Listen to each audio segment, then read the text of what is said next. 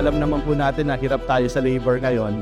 Buti na lang andyan po ang makinarya ng Kubota at ng Northern Asia para makatulong sa ating trabaho. Pero malaking problema po going forward or sa future yung ating labor. Sana po kumbaga ipaliwanag natin sa mga bata ang importansya ng agrikultura sa ating kabuhayan at sa buong Pilipinas.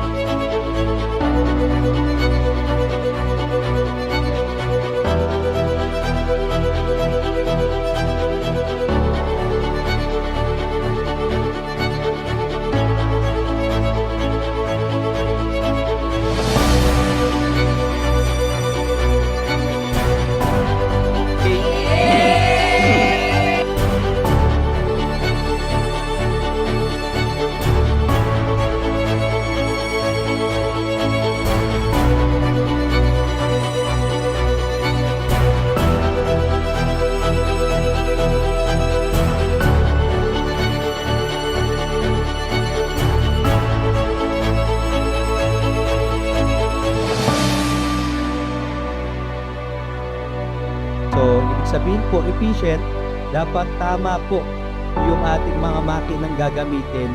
Depende po sa proseso or operation na gagawin natin sa bukid. So, at the same time, dapat ay hindi nakakasama doon sa ating kapaligiran or environment.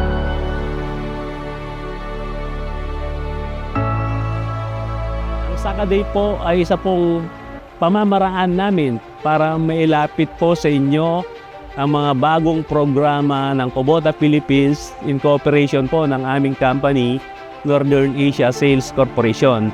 Ito rin po ay isang pamamaraan namin na may pakita ang aming mga produkto at iba pang mga